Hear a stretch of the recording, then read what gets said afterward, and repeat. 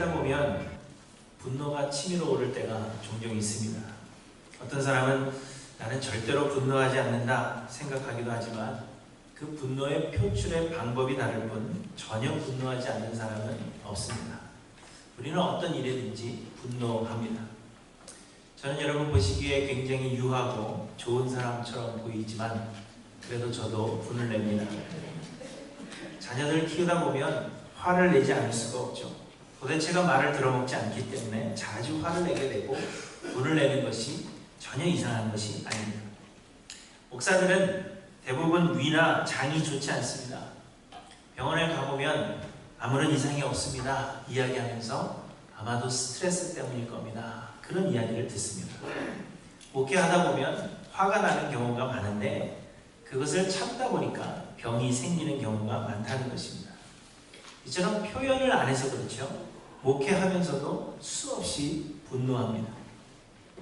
아이들에게 공부를 가르치다가 분노하고 아내에게 뭔가를 설명하는데 못 알아듣기 때문에 분노합니다. 운전하다가 앞을 가로막는 상대방 운전자 때문에도 분노하고 뉴스를 보다가도 정치적 견해를 달리하는 사람들 때문에 우리는 분노합니다. 우리는 이렇게 쉽게 분노합니다. 아니 그보다도 우리는 분노할 수밖에 없는, 분노하지 않을 수 없는 불완전한 피조물들이라 말하는 것이 맞는 말입니다. 그런데 중요한 것은 이렇게 분노가 치밀어 오를 때 우리가 어떻게 대처해야 하느냐 하는 것입니다. 그 대답은 간단합니다. 분노가 치밀어 오르는 것을 막을 수는 없습니다. 그러나 화가 나더라도 그 화를 그 자리에서 밖으로 표출하지 않도록 조심하고 분을 오랫도록 품지 않도록 해소하는 방법을 찾는 것입니다. 에베소서 4장 26절에 바울 사도가 말씀하시기를 분을 내어도 죄를 짓지 말며 해가 지도록 분을 품지 말라 말씀하시는 것이 바로 이것입니다. 화가 날 때 그 화를 이기지 못해서 밖으로 표출하게 되면 대부분의 경우에는 모든 관계가 화괴적이 됩니다. 화가 난다고 해서 아내에게 화를 막 내보십시오. 그러면 부부관계는 깨어지게 되고 더 이상 회복할 수 없는 그러한 관계가 되는 것입니다. 자녀들이 말을 듣지 않는다고 해서 자녀들을 적당하게 훈계하는 것이 아니라 이성을 잃어버리고 그렇게 화를 낸다 생각해 보십시오. 그러면 자녀들과의 대화가 사라지게 될 것이고 그 관계가 조금씩 깨어지게 되며 결코 회복할 수 없는 단계까지 이르게 되는 것입니다. 아주 흔하게 운전을 하다가 상대방 운전자 때문에 화가 나면 창문을 열고 욕을 하거나 끝까지 쫓아가서 어떻게든 복수를 해주려는 그런 사람들이 있습니다. 그런데 여러분 통계를 보시면 미국에서 일어나는 치명적인 교통사고의 66%가 소위 로드 레이지라고 부르는 운전자가 분을 참지 못하기 때문에 생기는 사고라 그렇게 이야기를 합니다. 치명적 사고의 66%가 조금만 참았으면 될 텐데 참지 못하기 때문에 치명적인 사고로 이어진다는 것입니다.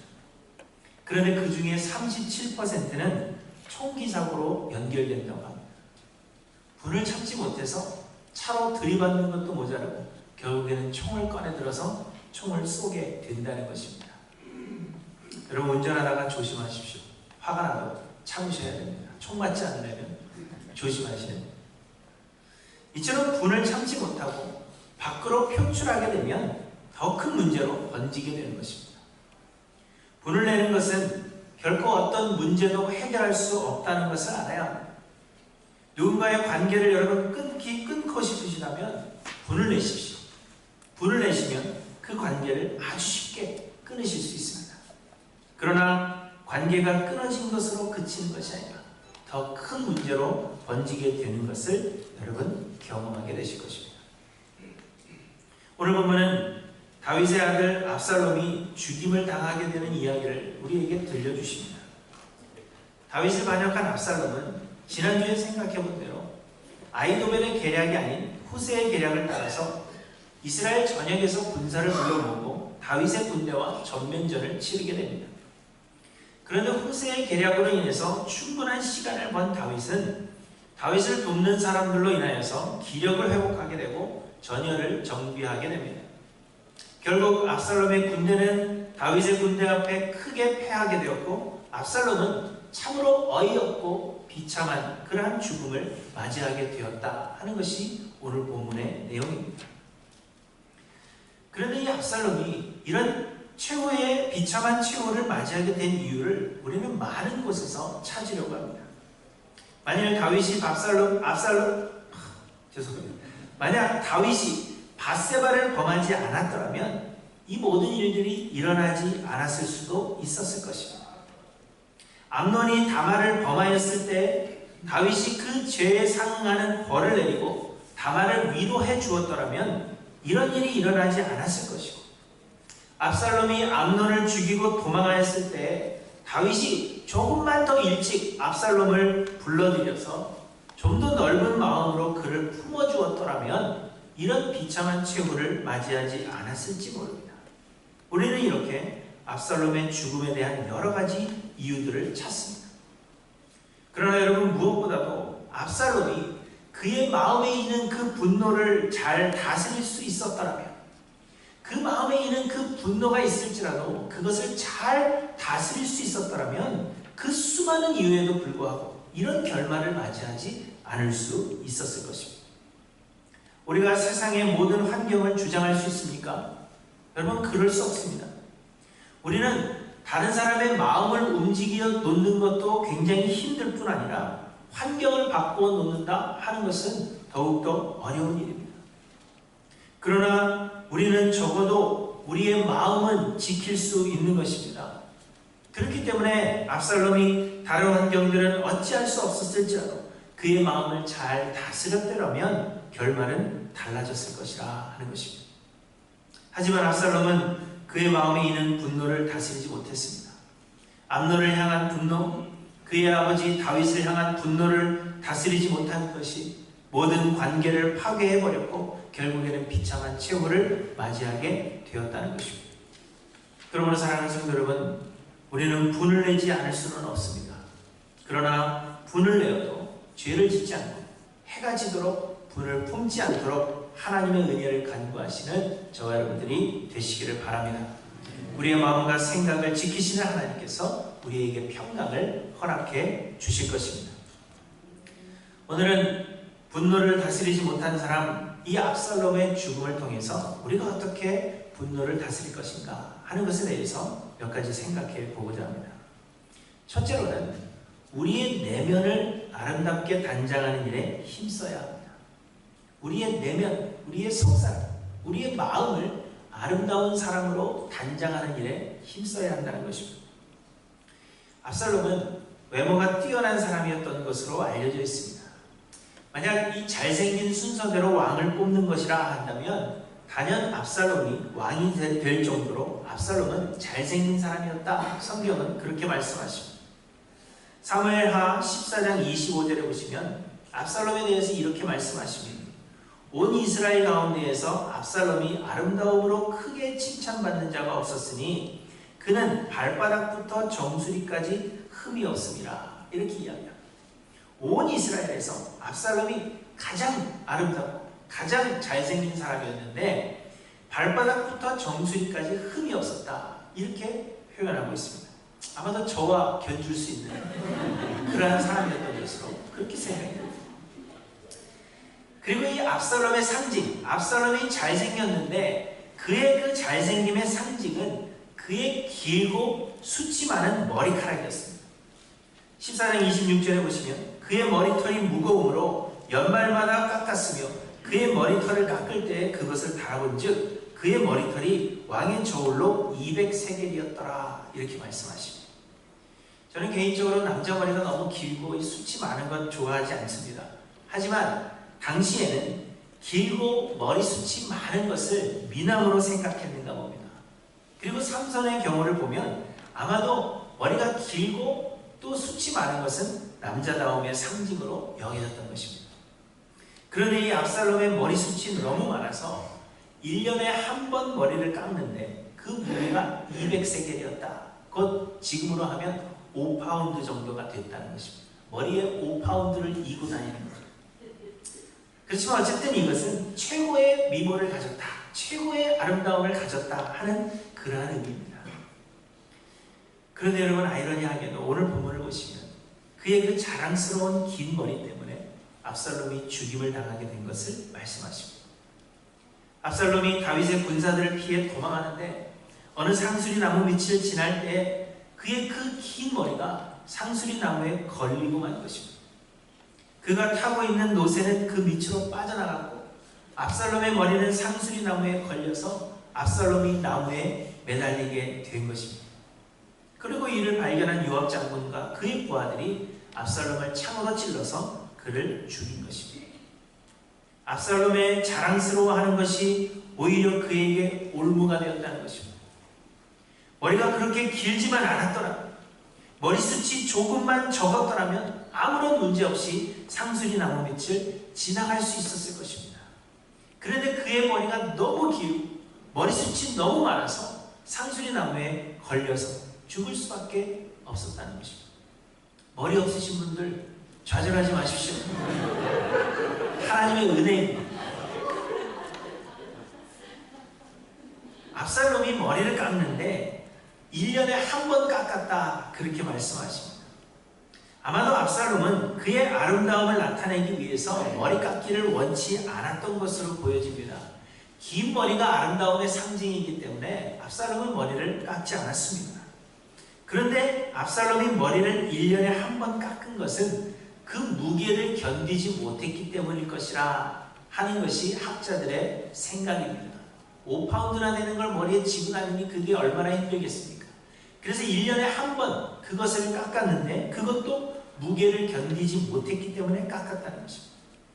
그가 그토록 외모에 신경을 썼는데 만약 외모에 조금 덜 신경 썼더라면 그는 죽지 않을 수 있었다는 것입니다.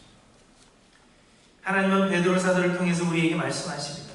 너희의 단장은 머리를 꾸미고 금을 차고 아름다운 옷을 입는 외모로 하지 말고 오직 마음에 숨은 사람을 온유하고 안정한 심령에 썩지 아니할 것으로 하라.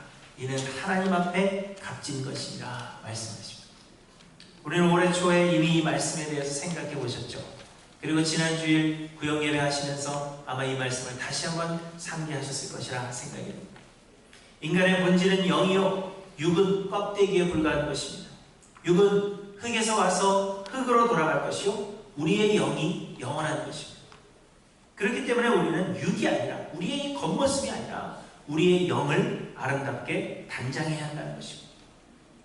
그런데 베드로 사도는 우리의 영을 단장하되 온유하고 안정한 심령에 썩지 아니할 것으로 하라 말씀하십니다.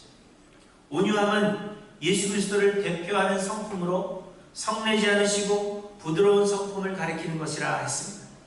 욕을 당하시되 맞대어 욕하지 아니하시고 고난을 당하시되 위협하지 않으신 그 성품이 온유라 말씀하십니다.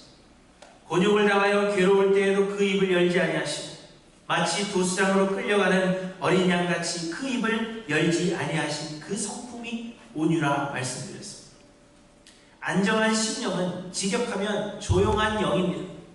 마치 잔잔한 호수와 같이 쉽게 그 감정이 변하지 않고 절제하는 넓은 마음, 그것을 가리켜서 안정한 심령이라 말합니다.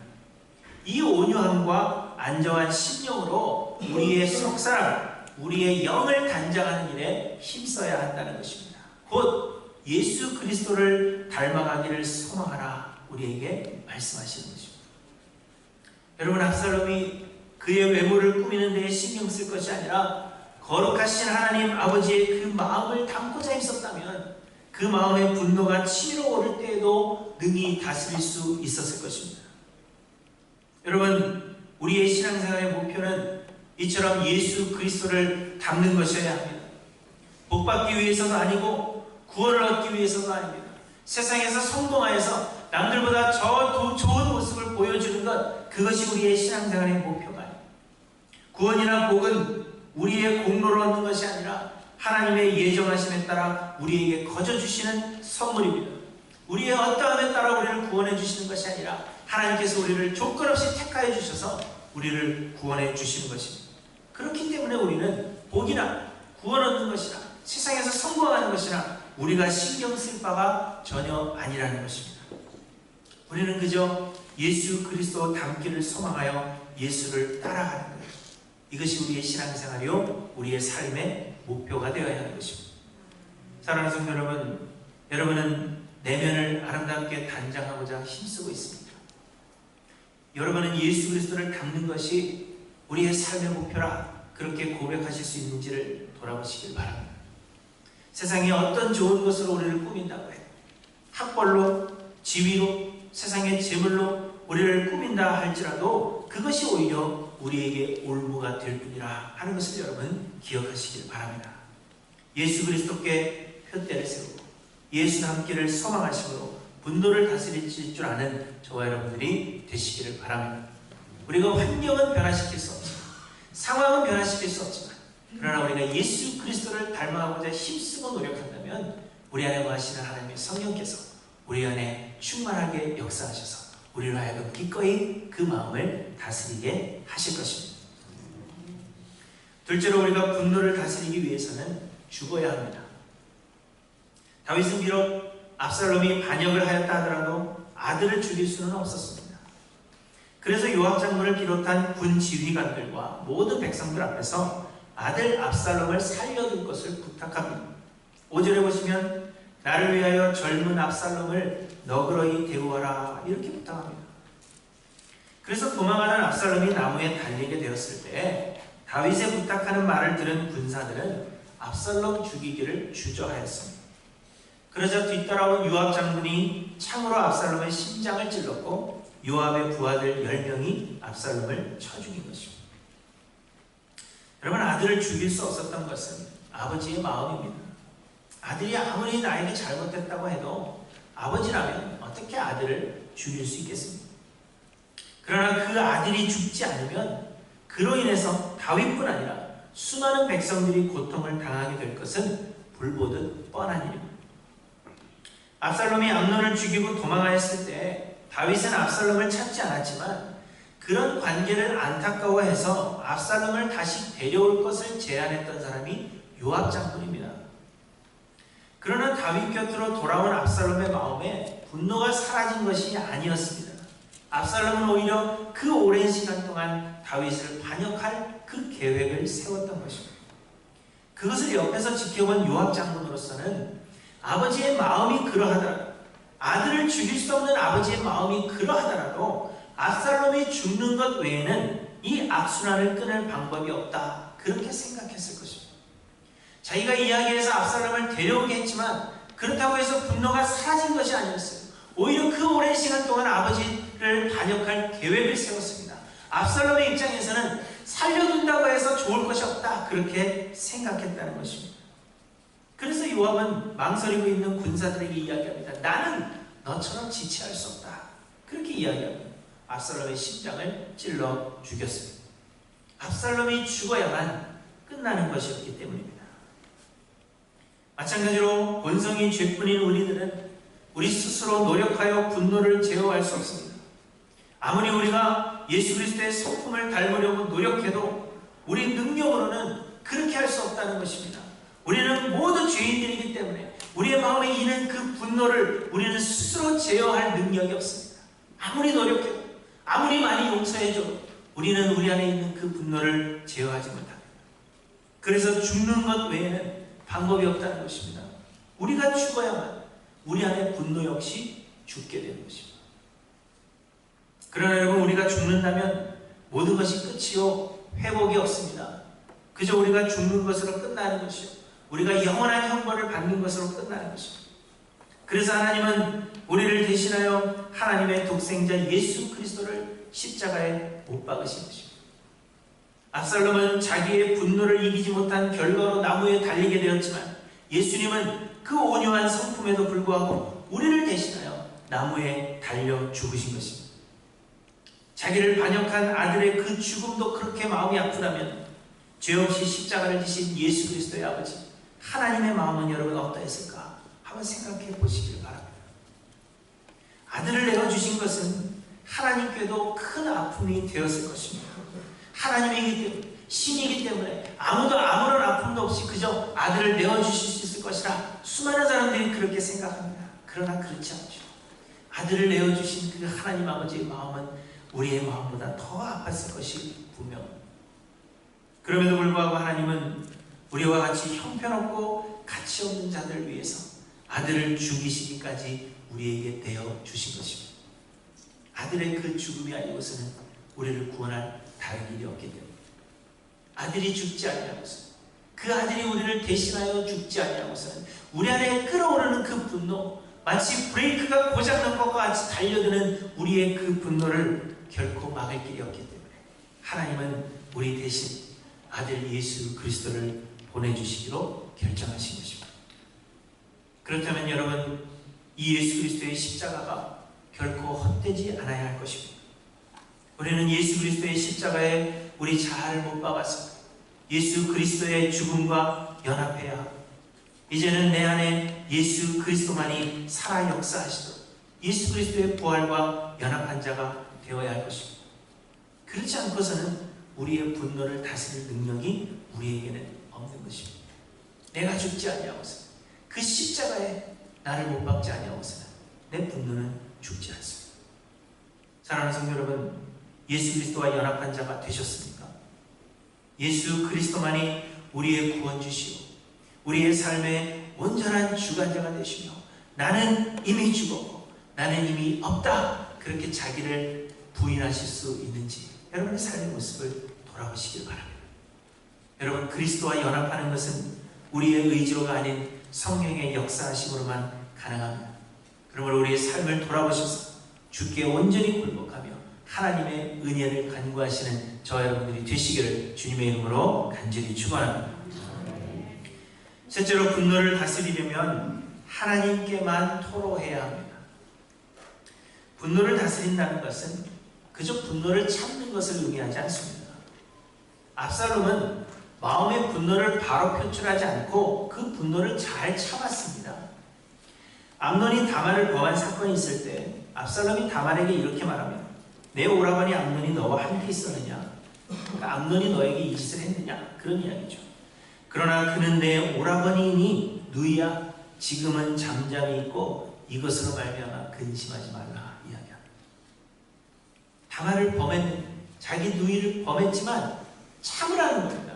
압살롬은 그렇게 마음을 다스렸습니다. 사무엘하 13장 22절에는 암논에 대하여 잘잘못을 압살롬이 말하지 아니하니라 이렇게 말씀하고 있습니다. 암논은 분노하였지만 그 분노를 잘 참았다는 것입니다. 압살롬이 암논을 죽인 후에 다윗을 피해 그술 땅으로 가서 3년을 지냈습니다. 요압의 요청으로 다시 예루살렘으로 돌아왔지만 다윗은 압살롬을 대면하지 않았습니다. 그로 인하여서 압살롬의 마음에는 이제 다윗을 향한 분노가 생겨났습니다. 나를 불러오지를 말지, 나를 대면하지 않을 거면 차라리 불러오지나 말지, 그러한 분노가 압살롬의 마음에 생겼다고 말씀하십니다. 그러나 압살롬은 역시 그 마음의 분노를 바로 표출하지 않았습니다. 압살롬은 잘 참았습니다. 하지만 분노를 참고 있었다고 해서 그 분노가 사라지는 것은 아니었습니다. 오히려 그 마음속에 있는 분노는 더욱더 커지고 커져서 결국에는 우리가 상상할 수도 없이 큰 악을 행하게 된 것을 우리에게 말씀하고 있는 것입니다. 그러므로 여러분, 분노를 다스린다는 것이 그저 분노를 참는 것을 말하는 것이 아닙니다. 분노는 밖으로 토해내야 하는 것입니다. 화를 참으면 오히려 그것이 병이 되는데 그것을 화병이다, 그렇게 이야기를 하죠. 그렇기 때문에 마음에 분노가 있다면 그것을 밖으로 표출해야 합니다.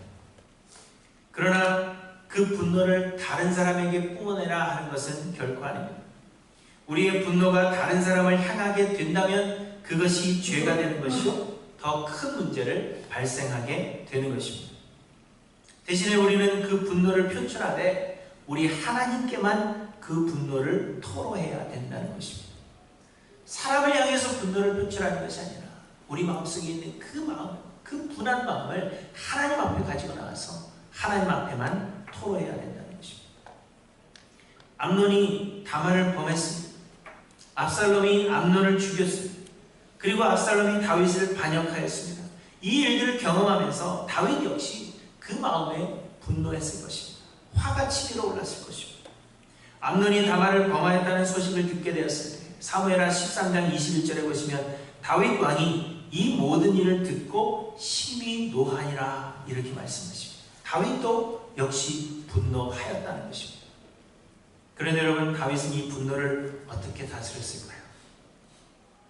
시편이 150편이 되는 중에 다윗의 이름으로 되어 있는 시가, 다윗이 지었다라고 되어 있는 그 시가 무려 절반에 가까운 74편이나 됩니다. 그리고 그 저자가 분명하지 않은 시들 중에서도 다윗의 시가 있을 것이라 생각한다면 시편의 상당수가 다윗의 시입니다. 그런데 여러분, 다윗의 이 주옥 같은 시들은 대부분 다윗이 어려움을 당할 때 쓰여진 시입니다. 다윗이 평안할 때, 물론 그럴 때 쓴 시도 있죠. 그러나 대부분의 다윗의 시는 다윗이 고통을 당할 때, 다윗이 어려움을 당할 때, 그 마음에 분노가 쌓여갈 때 쓴 시가 대부분이라는 것입니다. 사울이 다윗을 죽이려고 쫓아다닐 때, 다윗이 범죄하여 하나님께서 그를 징계하실 때, 사람들이 다윗을 조롱할 때, 사람들이 다윗을 해하려는 그러한 일을 꾸미고 있을 때, 그리고 압살롬이 다윗을 반역하였을 때 다윗은 시를 썼습니다. 곧 다윗은 그의 분노를 하나님께만 표출했다는 것입니다. 시편을 보시면 다윗은 아침 저녁으로 침상을 적셨다 하는 것이 한두 번이 아닙니다. 이불을 뒤집어 쓰고 베개에 얼굴을 파묻고 다윗은 울었다는 것입니다. 그의 침상이 다 젖을 정도로 그의 마음에 분노가 쌓여갈 때마다 다윗은 엎드려 울었다는 것입니다. 그래서 베개를 적시고 그 침상을 적실 정도로 다윗은 울었다는 것입니다. 소리를 지르기도 했을 것이고, 때로 다윗은 그의 대적들을 향한 저주의 말을 퍼붓기를 서슴지 않았습니다. 그래서 다윗의 시들 중에 많은 시들이 저주시라 그렇게 분류되어 있습니다. 하지만 여러분, 다윗은 그 마음을 하나님께만 토로했다는 차이점이 있습니다. 그러할 때마다 하나님은 다윗을 위로해 주셨습니다. 하나님의 선하심과 하나님의 인자하심을 보여주셨고, 하나님의 그 놀라운 계획이 무엇인지 다윗에게 숨기지 아니하셨습니다. 다윗은 그렇게 하나님과 대면함으로 그 마음의 분노를 다스릴 수가 있었고, 하나님은 그러한 다윗을 이스라엘의 왕으로 세워 가신 것입니다. 여러분, 우리 하나님은 범죄한 우리를 향하여 분노하셨을지라도 그 분노를 십자가에 달리신 예수 그리스도께 쏟으셨습니다. 우리를 그토록 사랑해 주시는데도 불구하고 계속해서 하나님을 떠나는 우리들의 모습을 보면서, 여러분, 하나님을 얼마나 분노하시겠습니까? 그러나 그 분노를 우리에게 쏟으신 것이 아니라 예수 그리스도의 그 십자가에서 예수 그리스도에게 그 모든 진노를 쏟아 부으셨습니다.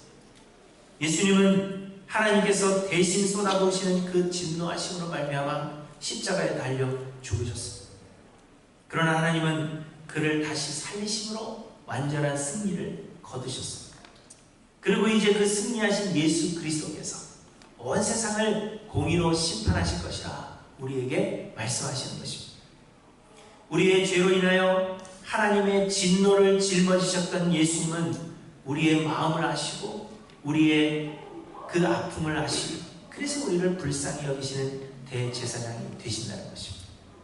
우리의 죄를 대신하여 하나님의 그 모든 진노를 예수님께서 대신 감당하셨기 때문에 예수님은 그 누구보다도 우리를 아시며 우리의 마음에 있는 아픔을 아신다는 것입니다. 그리고 우리의 마음을 아시는 그 주께서 이제는 공의로 심판하사 모든 원수들의 뺨을 치시고 우리의 마음을 위로해 주신다는 것입니다. 그러면 여러분, 우리의 마음을 심판자 되시는 하나님께만 토로하시는 저와 여러분들이 되시기를 바랍니다. 우리의 마음을 아시고 우리의 슬픔을 아시는 그 예수께서 우리의 모든 원수를 갚아 주실 것입니다. 그분을 믿으시고 다윗이 그러했던 것처럼 우리도 화가 나면, 억울한 일이 생기면 여러분 베개를 움켜쥐고 소리를 지르십시오. 그리고 우십시오. 베개가 너무 젖어서 새로운 베개가 필요하시면 교회에 청구하시면 드리도록 하겠습니다. 말씀을 마칩니다. 죄가 가득한 세상을 사는 우리들은 여러 가지 이유로 분노하지 않을 수 없습니다. 그러나 여러분, 분을 내더라도 죄를 지지 말고 해가 지도록 그 분을 품지 않으시는 저와 여러분들이 되시기를 바랍니다. 예수 닮기를 언제나 소망하여 우리의 내면을 치닫아 예수 그리스도의 십자가에 우리의 자아를 못 박으며 하나님께만 우리의 마음을 토로하시는 저와 여러분들이 되시기를 바랍니다. 하나님께서 하나님의 뜻하신 대로 우리를 온전하게 빚어가시는데 우리의 그 옛사람의 성품 때문에 방해가 되지 않기를 간절히 소원합니다. 하나님께서 하나님 나라의 거룩한 왕같은 제사장들로 우리를 완성시켜 가시는 하이랜드 교회 모든 성도님들이 되시기를 주님의 이름으로 간절히 축원합니다. 기도하십니다.